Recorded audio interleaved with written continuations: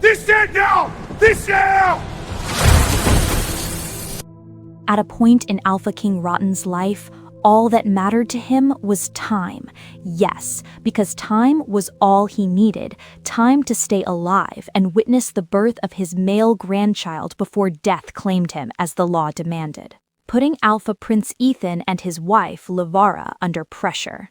But he was running out of time still, as desperation took over him, and so he could destroy what he once protected and humiliate those he once called family. You will not sit with my son again until you give me a male grandchild. He roared, flipping the dining table in fury. It was not just anger, it was the terror of a king racing against time. The Alpha King had defeated armies, crushed rebellions, and rewritten borders with blood and strategy. Yet none of those victories frightened him. What unsettled him now was something far quieter: time. For the first time in his reign, Alpha King Rotten understood that strength alone could not command tomorrow. An ancient law governed every alpha before him, older than custom, older than loyalty, even older than the stone foundations of the palace itself. It was not debated, it was not interpreted, it was obeyed. Before an Alpha King dies, he must witness the birth of his male grandchild, not merely a son, a grandson, a living continuation of the bloodline into the next generation. The law was simple, and it was merciless. Without that male grandchild, the throne would not crumble in a single night, the kingdom would not instantly fall into chaos, but something far more dangerous would begin to happen. Certainty would weaken. Rivals would begin to observe.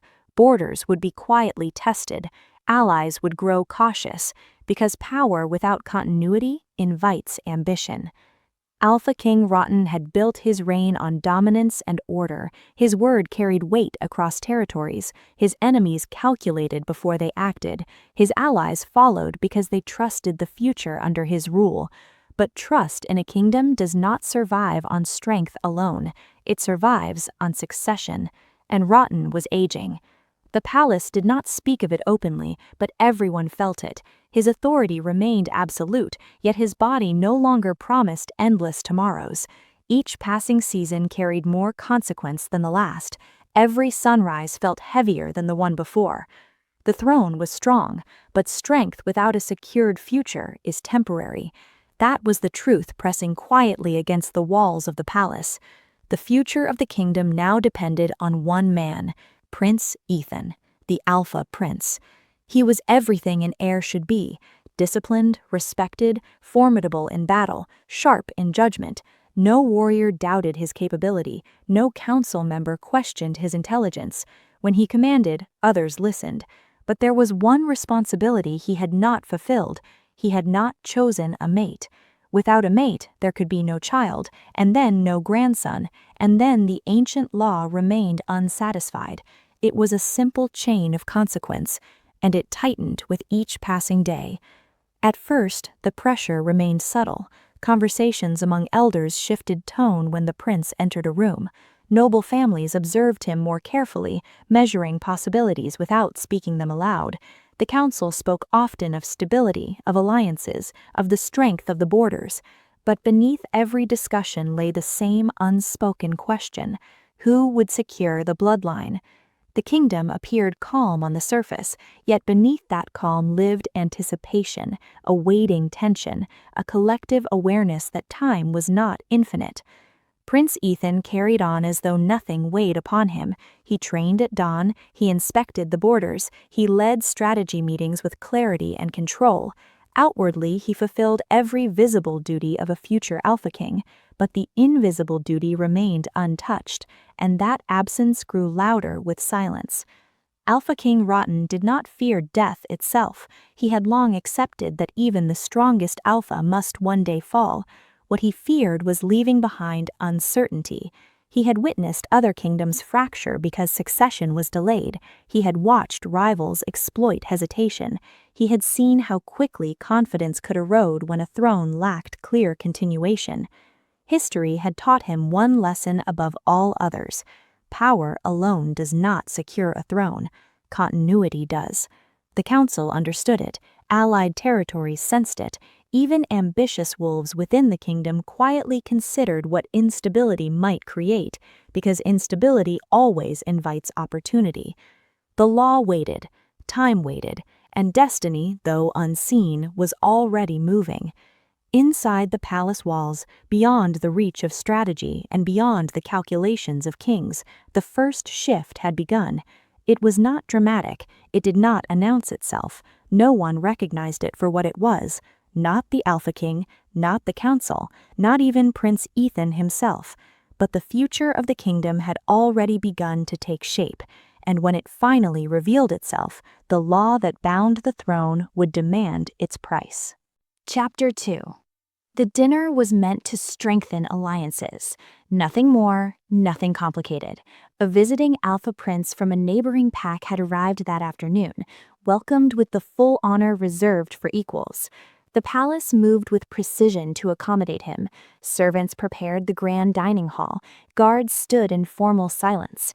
Every detail was controlled, measured, intentional. Because in royal halls, even small moments carried political weight. Prince Ethan sat at the head of the long table beside his guest.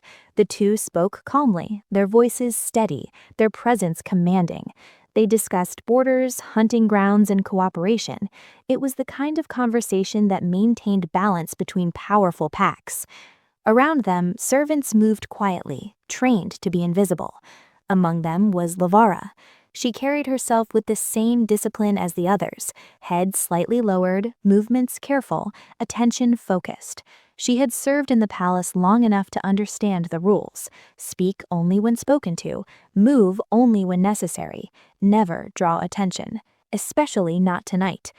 She approached the table holding a fresh serving platter, her hands steady, her breathing controlled.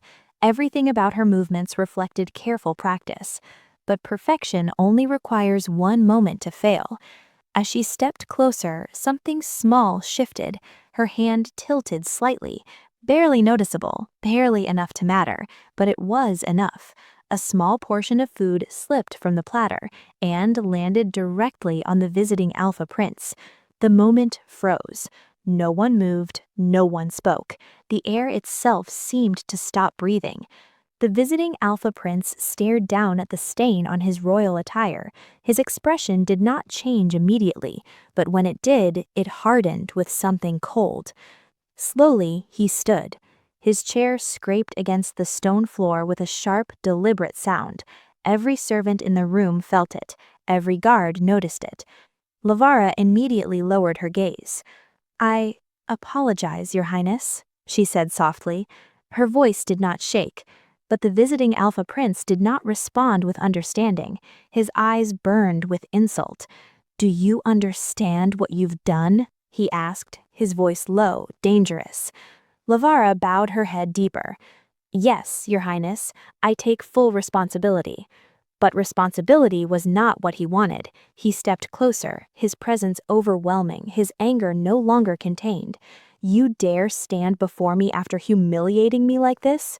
His voice rose, not loud, but sharp enough to cut through the entire hall. Servants froze where they stood.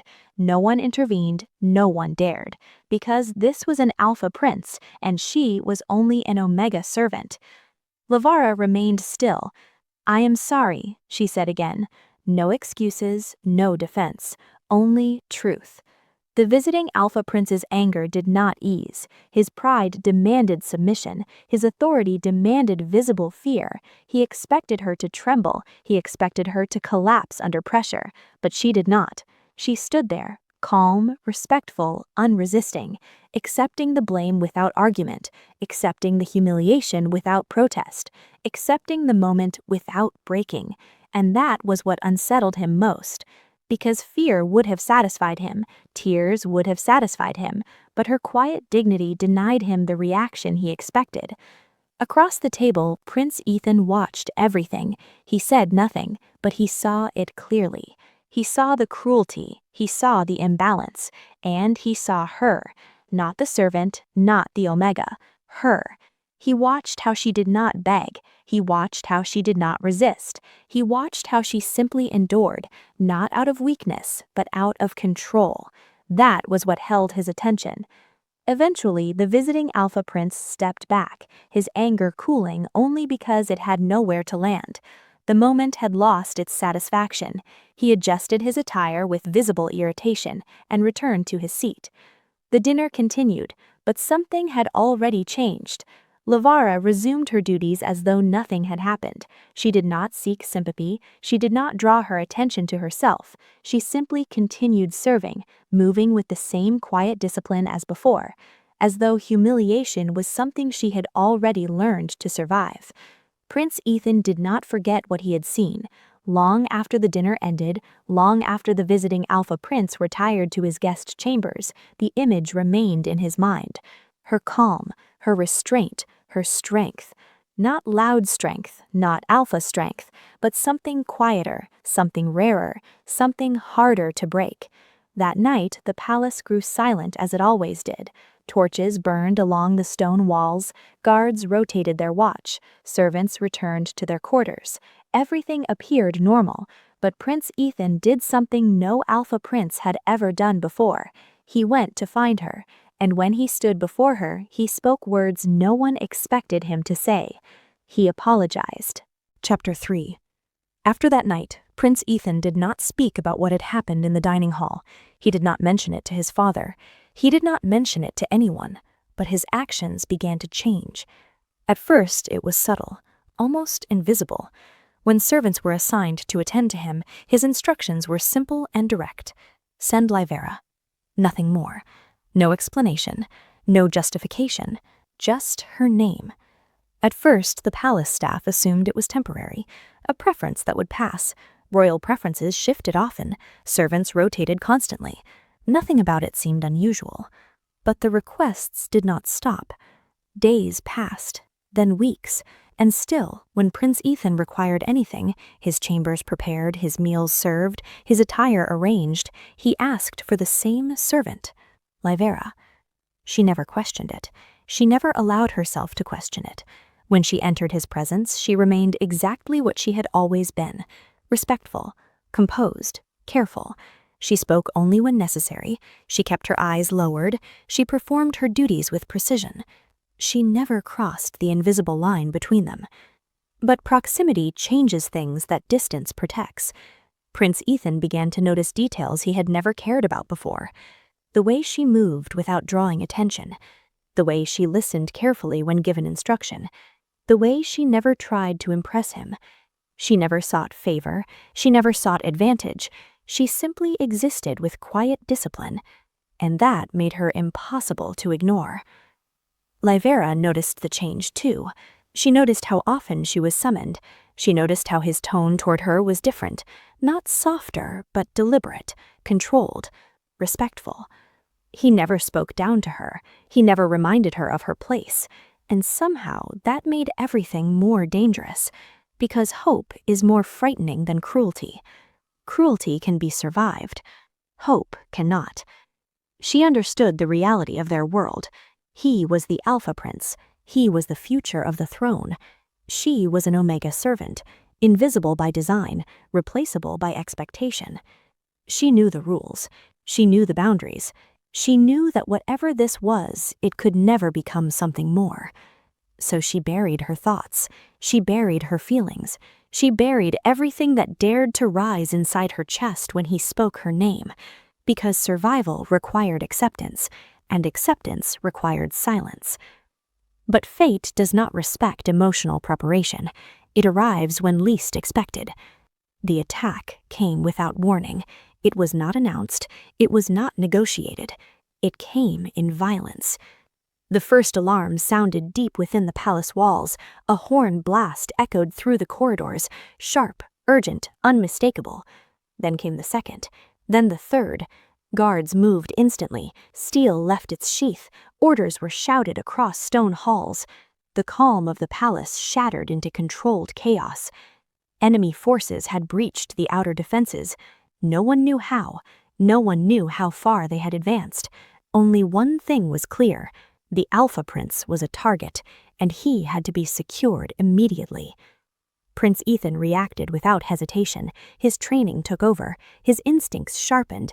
He moved with the authority expected of him, coordinating defensive positions, preparing to confront the threat directly. But the palace guards intervened. "Your Highness, you must withdraw," one of them insisted.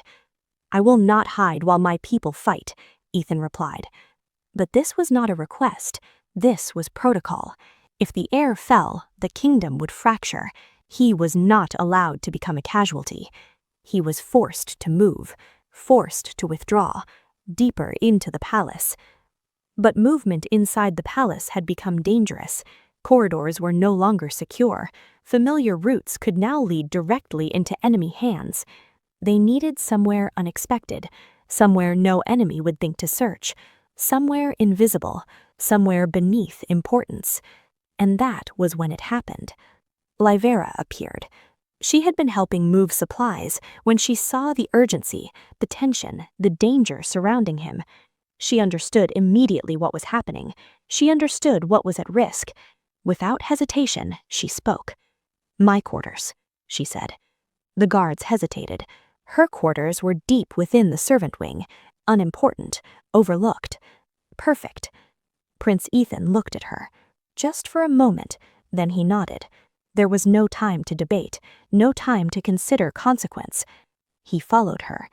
Through narrow servant corridors, through passageways no Alpha Prince had ever walked, through a world that existed beneath his own, until finally they reached the last place anyone would ever expect the future Alpha King to be. Her private quarters. And that night, for the first time in his life, Prince Ethan stepped into the hidden world of the servant who had never broken. Chapter 4. Livara's quarters were smaller than any room Prince Ethan had ever entered. The ceiling was low, the walls were plain, there were no decorations, no symbols of status, no protection of authority, only necessity. A narrow bed rested against the wall, a single wooden chair, a small table holding a candle that flickered gently, its flame trembling with every distant vibration of chaos still echoing somewhere in the palace. It was quiet here, too quiet. For the first time since the alarm had sounded, the world slowed. Prince Ethan stood near the doorway, his broad frame filling a space never meant for someone like him. His presence alone made the room feel smaller, tighter, more fragile. Livara remained near the table, her hands folded in front of her, her posture respectful even here, inside the only place she had ever truly belonged. "This place is not worthy of you, Your Highness," she said quietly. Her voice was calm, but calm was not the same as steady. "You should take the bed. I will wait outside." She meant it. She had slept on cold floors before. She had endured worse than discomfort. Her safety had never been her priority. But Ethan did not move. Instead, he looked at her, not as an alpha looked at an omena, but as one person looked at another. "No," he said. The word was quiet, but absolute. Livara hesitated. "My duty is to ensure your comfort," she insisted softly. "My comfort is not the priority tonight," he replied. Silence returned. Heavy, unavoidable. The candle flickered again, casting shadows that danced across the walls, stretching and shrinking with every breath they took. Outside, the palace remained on alert. Inside, time held its breath. Livara could feel it, the shift. Something fragile, something dangerous. She moved toward the chair, slowly, carefully. She sat, keeping distance between them, keeping boundaries intact, keeping reality intact. Ethan remained standing for a moment longer. Then, quietly, he sat on the edge of the bed. The distance between them was small, and yet it felt infinite. Neither of them spoke. Words had become unnecessary, because words could lie, but silence never did. He could hear her breathing, steady, controlled. He wondered how she had learned to control herself so completely. She could hear his breathing too, stronger but uncertain. She had never imagined him uncertain. He was the Alpha Prince, he was certainty itself. And yet, here, in her world, he was simply a man sitting in the dark, vulnerable, human. The truth settled between them slowly, not forced, not demanded, but undeniable. Livara's entire life had been defined by distance, distance from power, distance from choice, distance from hope. And yet, tonight, hope sat only a few steps away, close enough to touch, close enough to break her. She tightened her fingers together, grounding herself. "This changes nothing," she whispered. She wasn't sure if she was reminding him or herself. Ethan looked at her. He had been taught his entire life what Omegas were supposed to be: weak, dependent, lesser. But Livara had never been any of those things. She had survived, she had endured, she had remained kind in a world that had given her no reason to be. And suddenly, every rule he had ever known felt small. "You are not invisible to me," he said quietly. The words landed between them like something alive. Livara's breath caught. No one had ever said that to her. No one had ever needed to. She had always been invisible. That was safety. That was survival. But now she didn't know what she was supposed to be. The candle flickered again. The flame dipped low, then rose, like a heartbeat. Ethan stood slowly. He crossed the small distance between them. He stopped close enough that she could feel his warmth, close enough that retreat was still possible, close enough that choice still existed. He did not touch her, not yet, because this moment did not belong to power, it belonged to permission.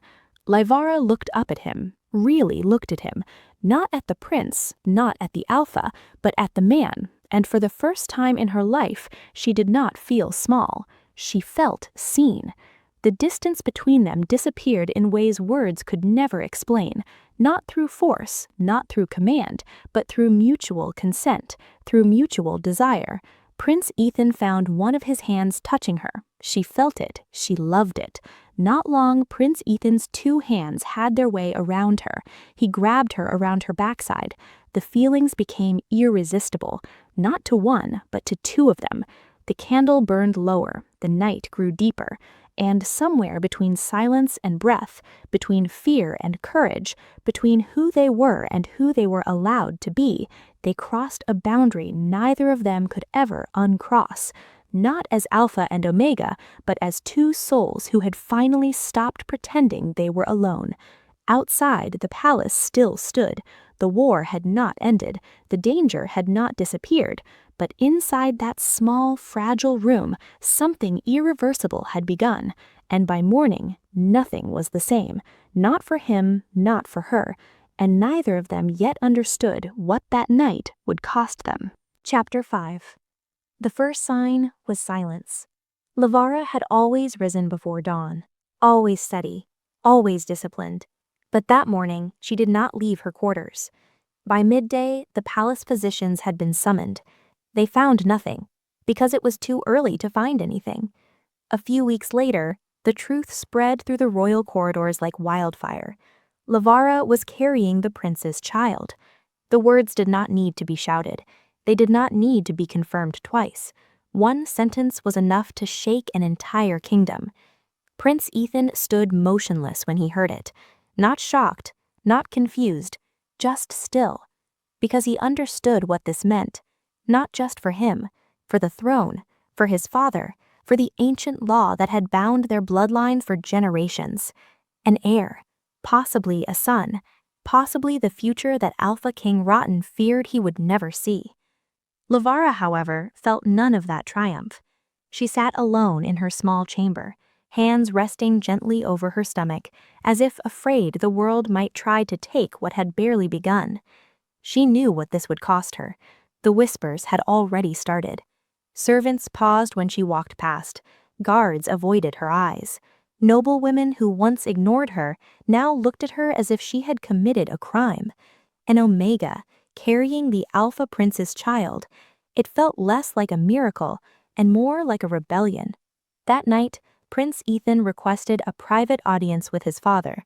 The royal chamber was colder than usual. Alpha King Rotten listened without interruption as his son spoke. "She is with child, and the child is mine." The king's gaze did not soften. It sharpened. "How certain?" "The physician has confirmed it." Silence followed. heavy, measured. The ancient law hovered in the air between them like an unseen judge. An alpha king must witness the birth of his male grandchild before death, or risk the collapse of his bloodline and legacy. Rotten's age was no longer a secret. Time did not negotiate or wait. If Lavara carried a son, the law would be fulfilled, the throne secured, the whispers silenced. "You will marry her," the king said at last. It was not a question. Ethan held his father's gaze. Yes. The answer was steady, but not romantic, not passionate. This was not a declaration of love. It was a decision, a strategic move, a shield for the unborn child, and perhaps, if he was honest, a shield for Lavara. The announcement was made at sunrise. The palace erupted. Noble families gathered in outrage. Council members spoke in hushed but furious tones. And Omega had become the prince's chosen bride. Daughters raised for decades to sit beside a future king had just been erased with a single proclamation. It is an insult to tradition. It is weakness. It is desperation. The accusations flew like arrows, but none of them reached the throne, because Alpha King Rotten stood publicly beside his son. His voice carried across the grand hall with unshaken authority. "The child she carries may secure our future. That alone makes her worthy." There it was. Not acceptance, not approval, utility. Lavara was not being welcomed. She was being justified. The wedding preparations moved quickly, too quickly. There was no long courtship, no romantic anticipation, only urgency, only necessity. Lavara was dressed in white and silver, fabrics far too heavy for someone who once wore simple linen. Jewels rested against her collarbone like unfamiliar chains. The crown placed upon her head felt heavier than any burden she had ever carried. As she walked down the aisle of the royal hall, thousands watched, some with curiosity, some with resentment, some with thinly veiled hatred. Prince Ethan stood waiting, strong, composed, unreadable. When their eyes met, something unspoken passed between them. He was not marrying her because he loved her. She knew that. He was marrying her because it was right, because it was necessary, because it protected what was growing inside her. And perhaps that had to be enough. The vows were spoken, the ceremony completed, the kingdom applauded on command. Music filled the hall, wine was poured, dancers moved. The wedding was celebrated with grandeur worthy of royalty. But beneath the music, beneath the smiles, beneath the glittering lights, something darker stirred. In the shadows of the balcony, noble women whispered promises of humiliation. Council elders calculated political shifts. And far from the celebration, unseen eyes watched the new princess carefully, not with joy, but with strategy. Because while the kingdom toasted to the future, not everyone was celebrating. Chapter 6. The labor began before sunrise. The palace had been waiting for this day for months. Servants moved with urgency. Physicians were summoned. Elders gathered in prayer chambers. The atmosphere was thick, not with fear, but expectation. This was more than a birth. This was prophecy unfolding. Inside the royal chamber, Livera gripped the sheets beneath her, her strength tested in ways no humiliation had ever tested her before. Sweat lined her brow, her breath came sharp and controlled. Prince Ethan stood near her side, not as a ruler, not as an alpha, but as a husband who suddenly understood how powerless strength could feel. Outside the chamber doors, Alpha King Rotten waited. He did not sit. He did not speak. He stood, as if standing alone could command fate. Hours passed. Then, a cry pierced the air. Sharp, clear, alive. The doors opened. The physician stepped forward smiling. "Your Highness, it is a healthy child." A pause. Just one breath too long. "A daughter." The word landed softly, too softly. Inside the room, Livera wept, not from sorrow, but from relief. The child was placed in her arms. Small fingers, fragile warmth, a heartbeat strong and steady. She did not see disappointment. She saw life. Prince Ethan stepped closer, looking down at the newborn. Something shifted in his expression, something fierce and protective. "What is her name?" the physician asked gently.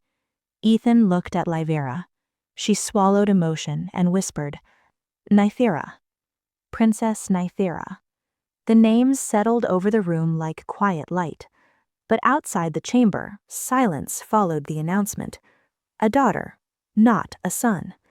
The corridors that had prepared to celebrate erupted into controlled politeness instead. Smiles remained, but they thinned. Alpha King Rotten received the news without visible reaction. He nodded once. A healthy child is a blessing. The words were correct, the tone was measured, but the ancient law still lingered like a shadow behind his eyes. An Alpha King must witness the birth of his male grandchild before death. Not just a grandchild, a male heir. The celebrations that followed were grand, but restrained. The kingdom honored the birth of a princess. Songs were sung, gifts were presented. Yet beneath every toast was an unspoken sentence: next time. Livera felt it, even as she cradled Nythera against her chest, even as Ethan held his daughter with undeniable pride. The pressure had not disappeared, it had only been delayed. Months passed. Princess Nythera grew stronger. Her laughter began filling palace halls that had once echoed with tension. And slowly, life seemed to settle, until one morning, the physician returned again. Livera was with child. Hope surged through the kingdom like fire catching dry leaves. This time the law would be fulfilled. The palace buzzed with renewed energy. Noble families softened their tones. Council members spoke of destiny returning to its path. Even Alpha King Rotten allowed himself to sit more comfortably upon the throne. Time, for once, seemed patient. Livera felt the difference immediately. The looks toward her had changed. She was no longer merely tolerated. She was watched, measured, invested in, as if her body had become the battlefield where legacy would be decided. Prince Ethan stayed close, quieter than before. He no longer spoke of expectation, but she could feel it pressing against his silence. And when the labor began again, the palace held its breath. The hours felt longer this time, heavier. The cries echoed once more through royal walls. Another life entered the world, another fragile heartbeat, another waiting pause. The physician stepped forward. His face revealed the answer before his mouth did. "A healthy child," he said carefully. Another breath. Another daughter. The air shifted, not dramatically, not publicly, but undeniably. Inside the chamber, Livera closed her eyes, not because she was disappointed, but because she understood what this meant. The law still waited, the throne still trembled, the kingdom's patience had limits. Prince Ethan looked down at his second daughter, beautiful, strong, innocent of the expectations that had surrounded her before she took her first breath. He held her gently, but his jaw tightened. Outside the chamber, Alpha King Rotten did not speak for a long time. When he finally did, his voice was steady. "Prepare the announcement." No celebration followed this time.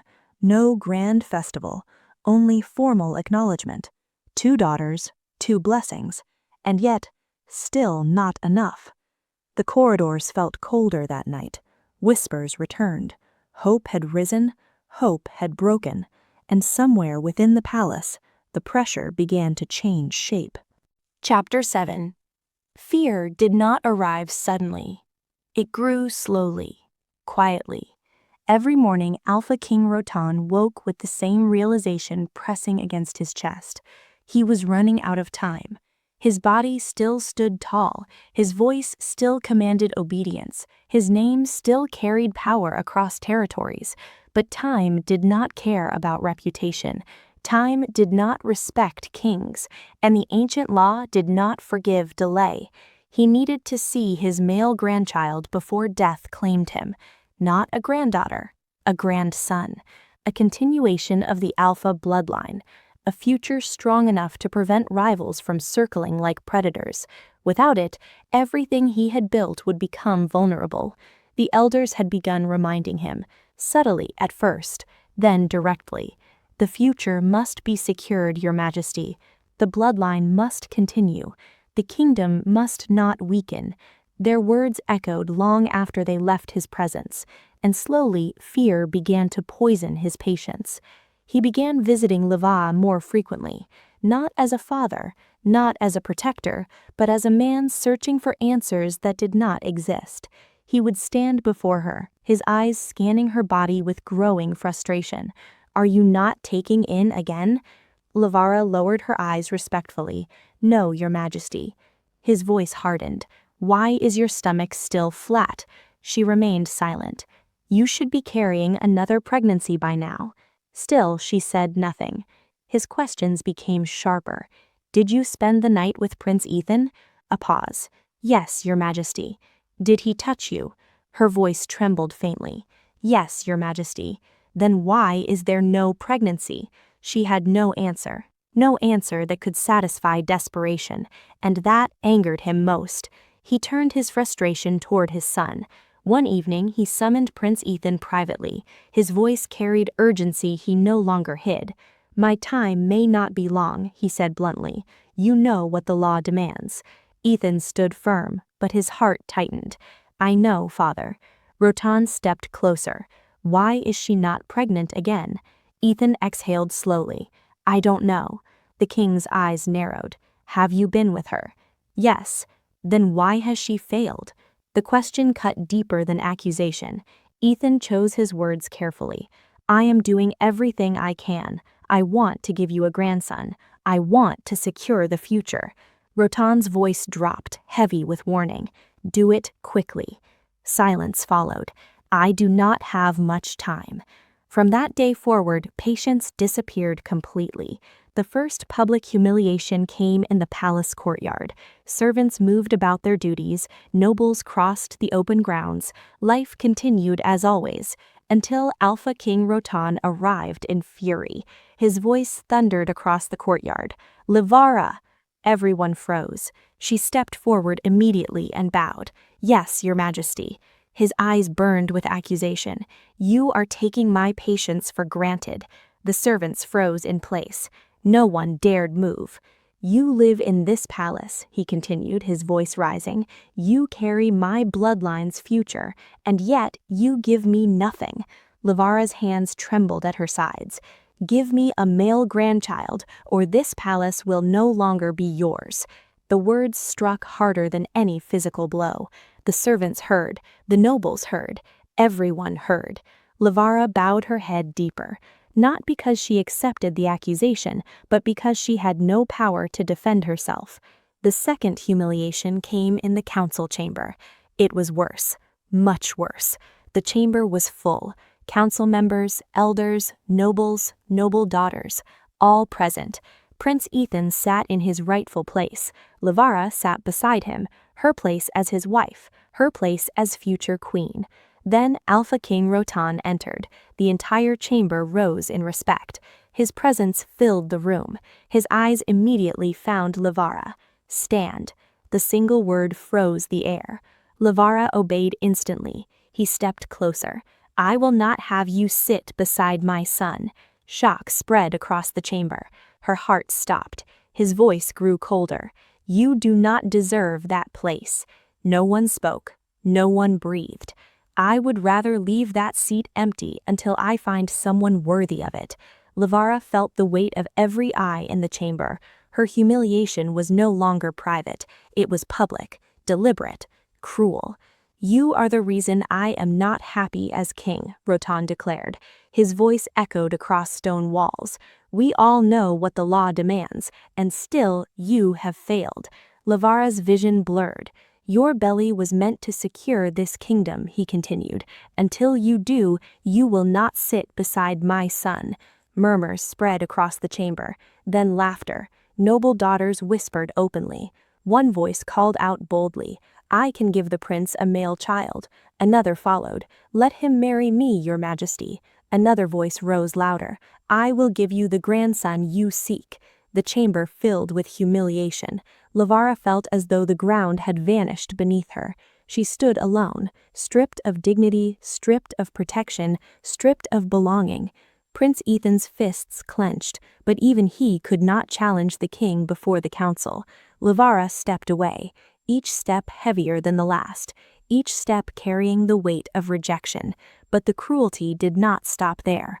One night, Lavara and Ethan sat together during a quiet meal. It was rare, peaceful, fragile. For a moment they were simply husband and wife. Then the doors burst open.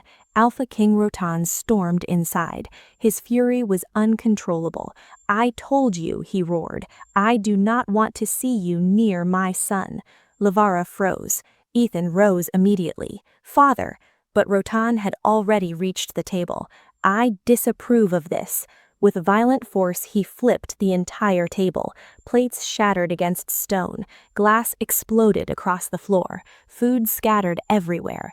The sound echoed like destruction itself. Lavara flinched in terror. Her heart pounded violently. Fear overtook dignity. She ran. She ran not because she was weak, but because she was no longer safe. Behind her, Ethan stood frozen between loyalty and helplessness, and Alpha King Rotan stood alone in his fury. Desperation had consumed him completely. Soon after, noble daughters began arriving at the palace, invited, chosen, displayed, candidates, replacements. Lavara watched from a distance as they entered the palace freely. She locked herself in her chamber, and for the first time since becoming his wife, she broke.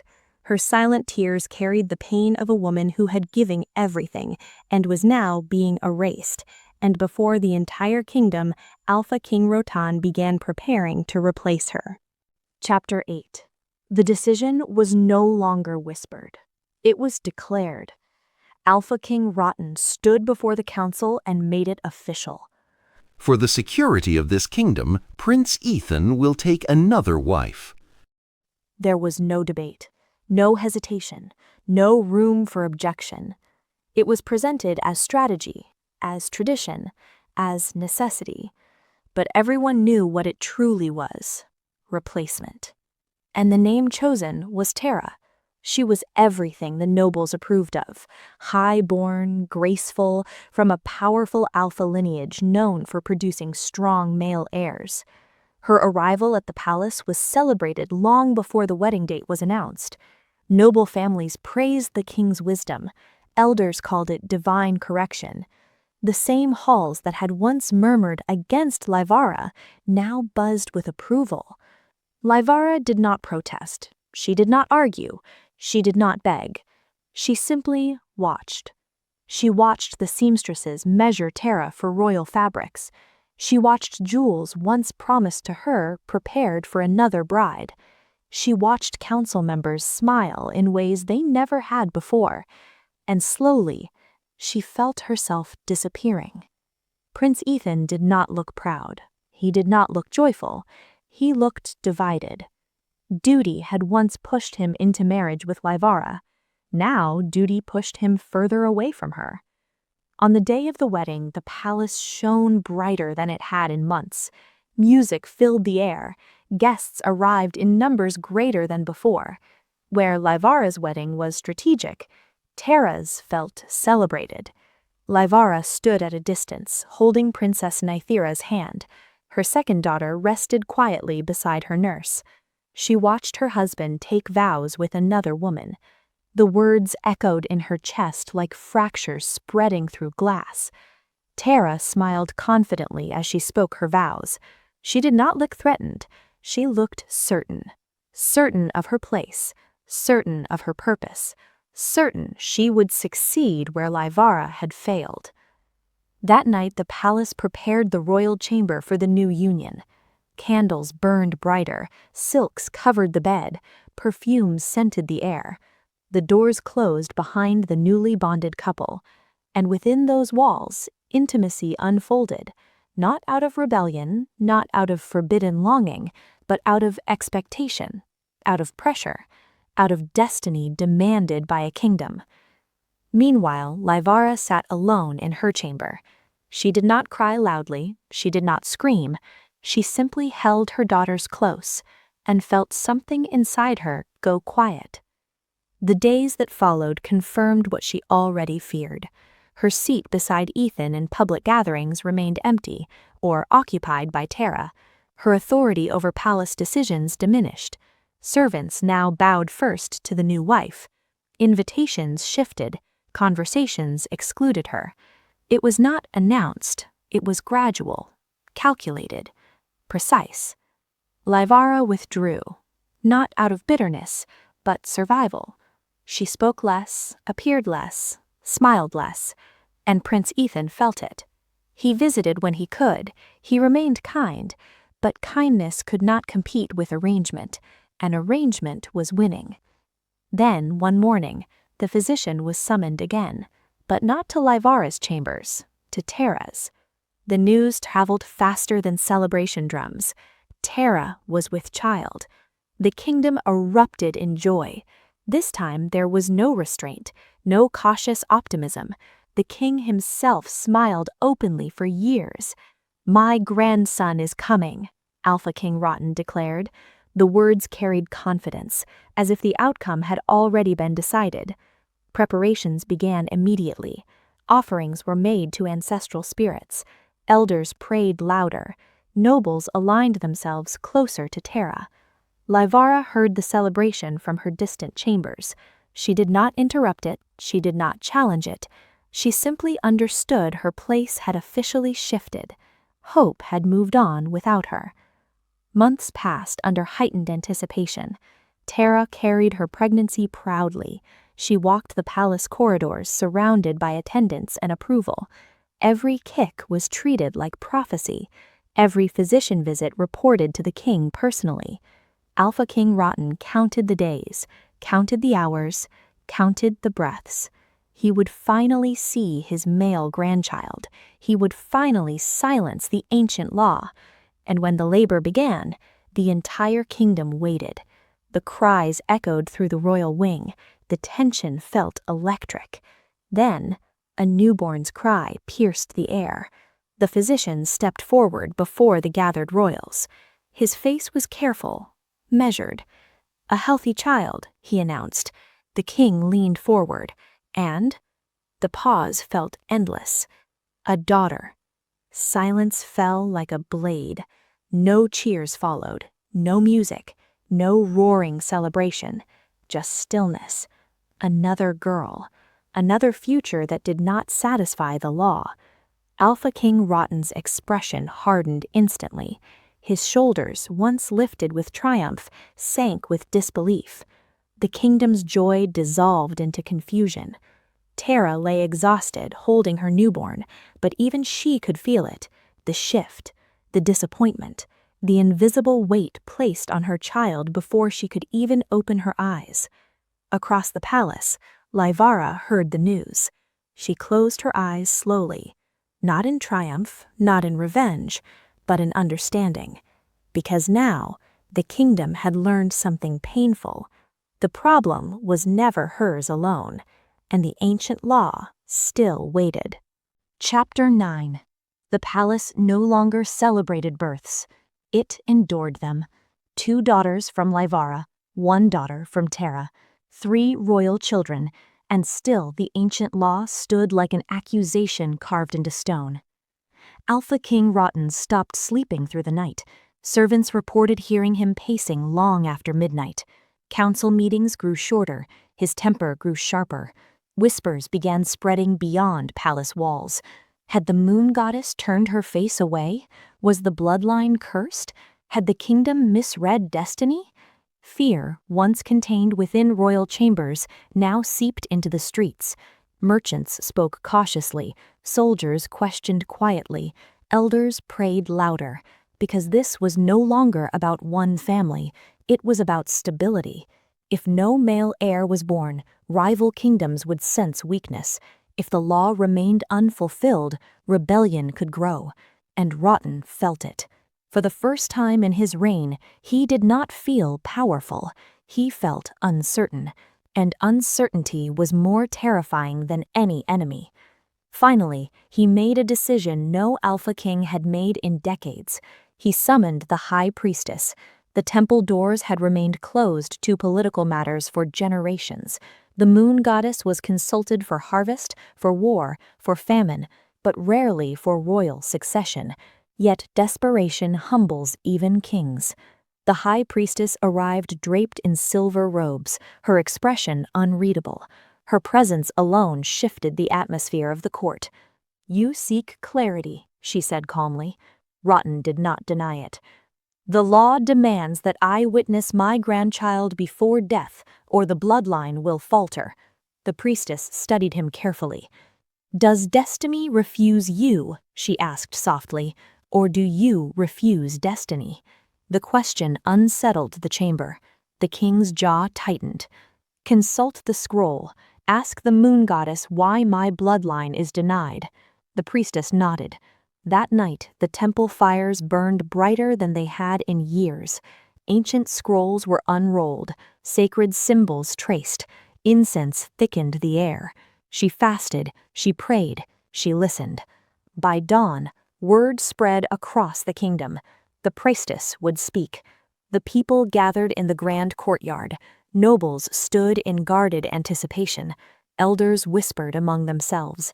Prince Ethan stood beside his father. Livara remained at a distance. Tara held her newborn quietly. The High Priestess stepped forward, holding the ancient scroll. Its edges were worn by time, its ink faded but preserved. "This law," she began, her voice carrying across the courtyard, "has been recited for generations." She unrolled the scroll carefully. "The Alpha King must witness his grandchild before death, or the bloodline will falter." Murmurs rippled through the crowd. Rotten frowned. "That is not what we have always been told." The priestess lifted her eyes. "You were told what men assumed." Silence fell. She read the line again, slowly, clearly. There was no mention of male, no specification of gender, only grandchild. The courtyard froze. The words seemed to echo against stone. Rotten's expression shifted from confusion to disbelief. "That cannot be," he said under his breath. The priestess did not flinch. For generations, fear reshaped interpretation. Tradition added what the scroll did not. She stepped forward. "You sought a grandson. The law never required one." The silence deepened. 3 royal daughters existed within palace walls. 3 living fulfillments of the law. 3 children dismissed as insufficient. The priestess's voice softened but did not weaken. "The rightful heir has already been born." The words struck like thunder. "And you rejected her." Every gaze in the courtyard shifted instinctively, not toward Tara, not toward the newest child, but toward the first, Princess Nythera, Livara's daughter, the firstborn of Prince Ethan, the first royal grandchild of Alpha King Rotten, the one whose birth was celebrated politely, then overshadowed by disappointment. Rotten felt the weight of realization press against his chest. All the humiliation, all the cruelty, all the desperate measures, built on an assumption, built on pride, built on fear. The priestess rolled the scroll closed. "Destiny was not denying you," she said quietly. "You were denying destiny." No one moved, no one spoke, because the truth did not just correct tradition, it exposed it, and standing somewhere within that crowd, unnoticed for far too long, was the child who had already secured the throne. Chapter 10. Silence did not leave the courtyard. It thickened, it settled into every breath, every heartbeat, every thought. The High Priestess stood unmoving, the ancient scroll held firmly in her hands. Her words still echoed in the minds of everyone present. The law had never demanded a male grandchild, it had only demanded a grandchild. And that grandchild had already been born. Alpha King Rotten did not move. For a man who could command armies with a single gesture, his body now felt heavier than stone. His eyes searched the crowd. Not for enemies, not for rivals, but for truth. And he found it. Standing beside Livara, partially hidden behind her mother's gown, was Princess Nythera, small, quiet, unaware of the storm that surrounded her existence. The first grandchild, the true fulfillment of the law, the one he had overlooked, the one he had dismissed, the one he had allowed others to diminish. A slow, painful realization began to take hold inside him.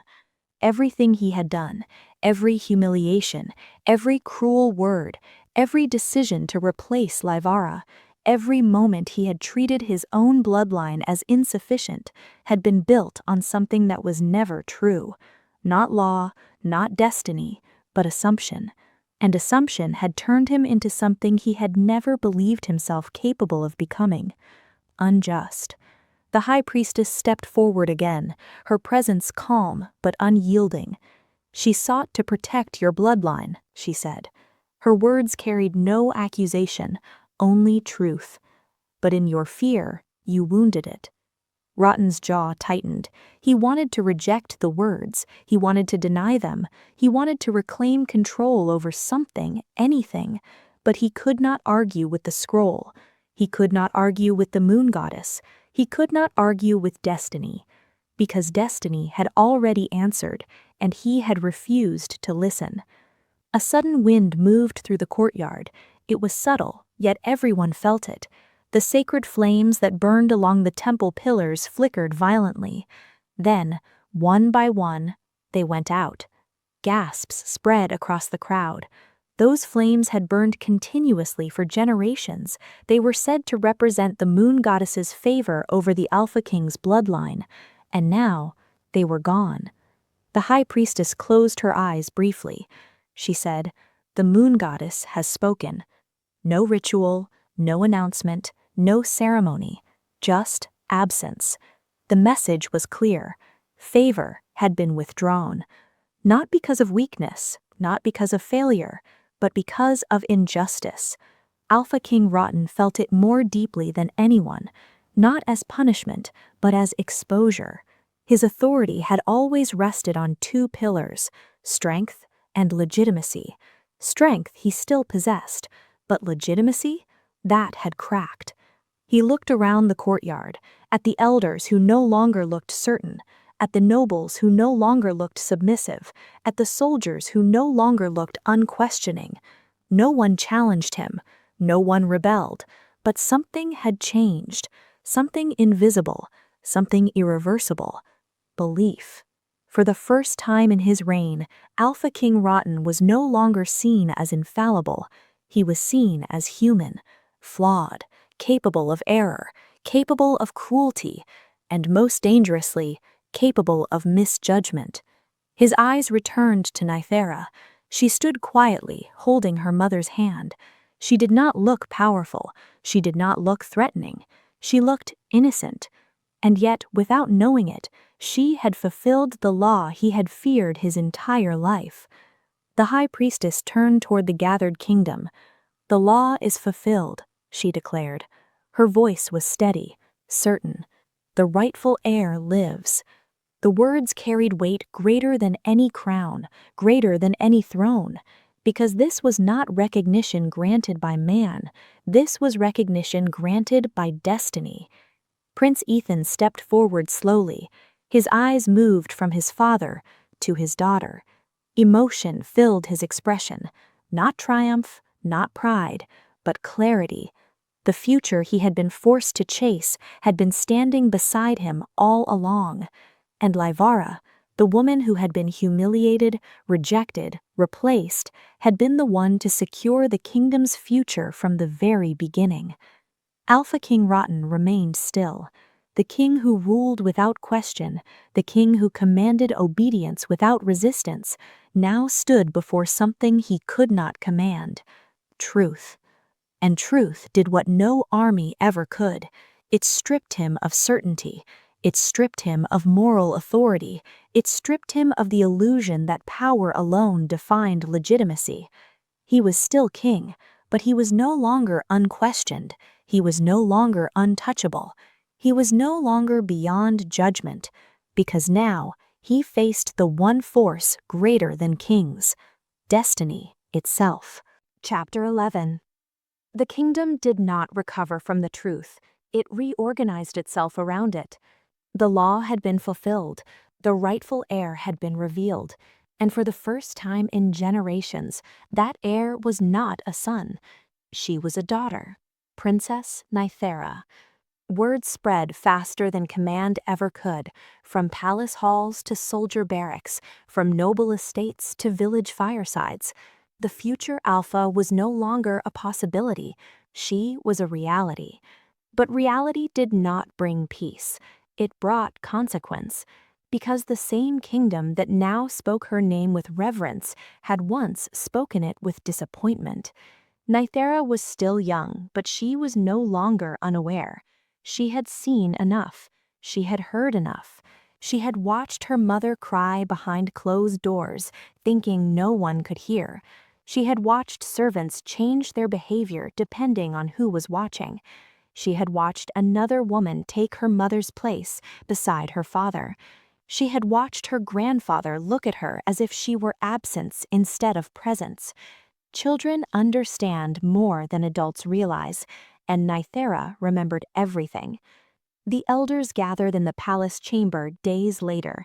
They did not arrive as rulers, they arrived as petitioners. For the first time in the kingdom's history, elders stood before a child, not to command, but to ask. Prince Ethan stood beside her daughter. Livara stood just behind her, not as servant, not as discarded wife, but as mother of the rightful heir. The eldest council member stepped forward slowly, then something unexpected happened. He knelt. The movement sent shock through the chamber. One by one, the other elders followed. Knees touched stone, heads lowered, not in submission to power, but in recognition of legitimacy. Princess Nythera, the elder said gently, the kingdom recognizes you as its rightful future Alpha. Nythera did not respond immediately. She simply looked at them, studied them, measured them. You recognize me now, she said calmly. Her voice was calm, but calm did not mean soft. Where was that recognition when my mother was crying? The words froze the air. No one answered, because no one could. She looked at the kneeling elders, then at the chamber, then at the throne in the distance. I do not want it. The words landed heavier than rejection ever could. They landed as truth. Shock spread instantly. The elder lifted his head. My princess, she continued, not loudly, not emotionally, but clearly. You rejected us. You rejected her. You replaced her. You humiliated her. Her eyes shifted toward the throne. And now you ask me to protect the same kingdom that could not protect her. Silence answered her, not because they disagreed, but because they remembered. Nythera stepped back toward her mother. I do not trust this throne. The words cut deeper than rebellion ever could, because rebellion fights power, but distrust abandons it. The elders remained kneeling, not because protocol demanded it, but because guilt did. We do not ask for power, we ask for protection. Nythera did not respond, because she did not yet know if the kingdom deserved it. And as the future hesitated, the present began to collapse. Alpha King Rotten had fallen ill. It began suddenly.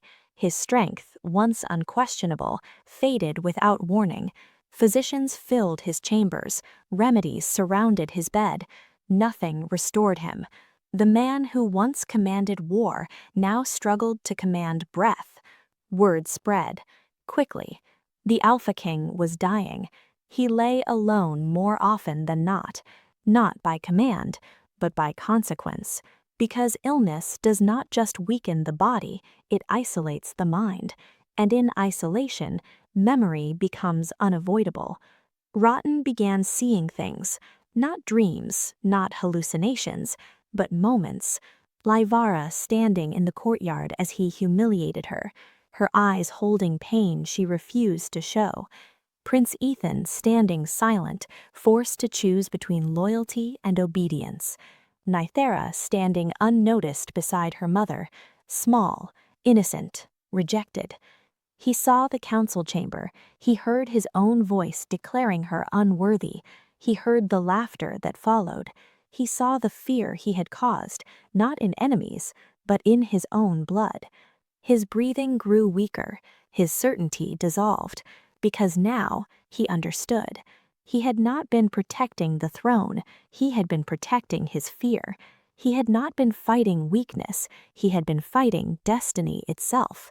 And destiny had never been his enemy, it had been his successor. He closed his eyes slowly, not in surrender, but in realization, and realization had come too late. Chapter 12. Alpha King Rotten did not die in battle. He did not die surrounded by enemies. He did not die as the unshaken ruler the kingdom had always known. He died in silence. His final days were not filled with commands, but with memory. The palace that had once moved at his will now moved without him. Physicians and herbalists came and went. Servants walked softly. Even the walls themselves seemed to understand that something irreversible was happening.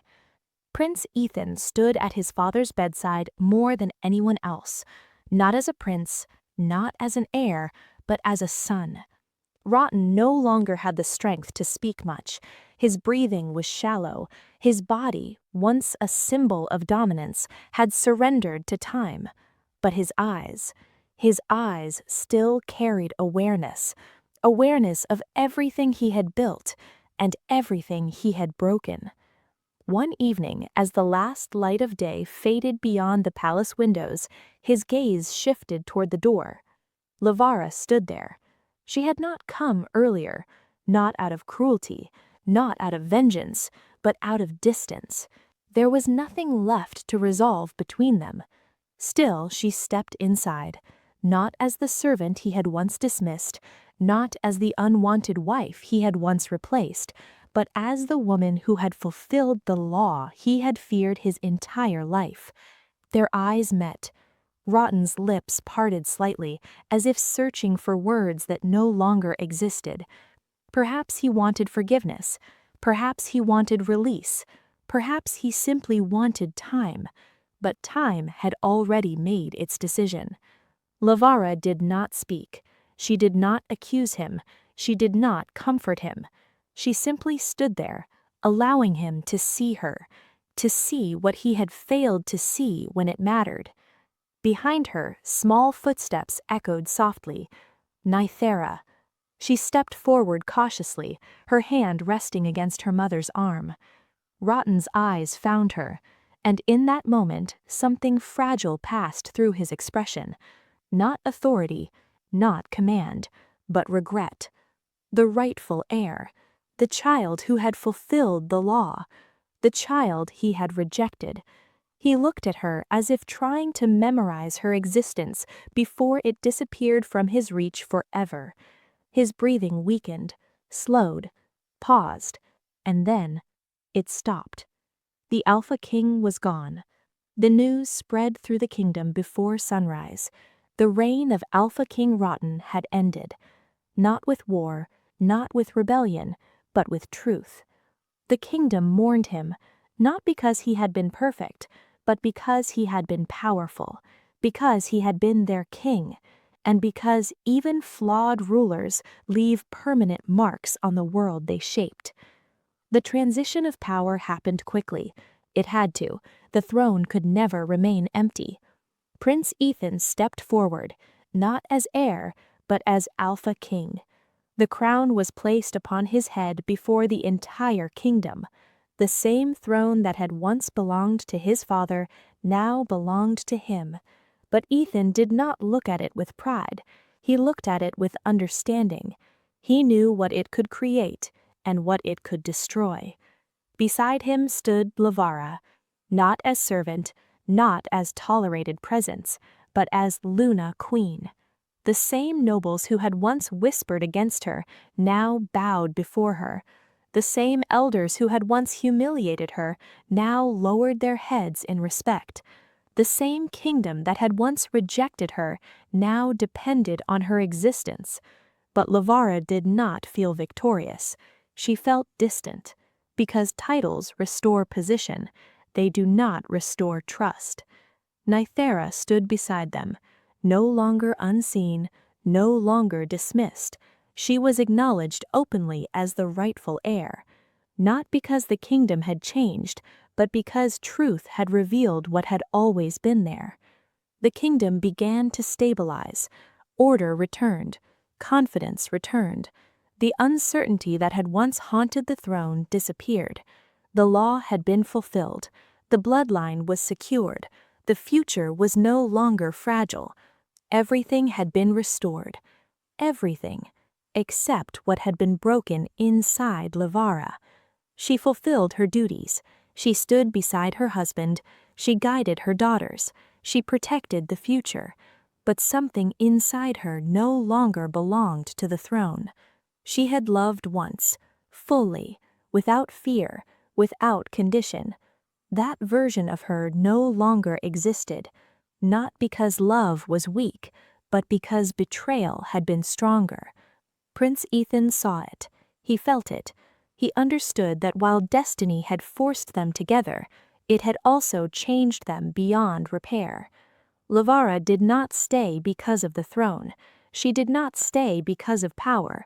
She stayed because of her daughters, because Nythera deserved protection, because her younger sister deserved security, because their future mattered more than her past.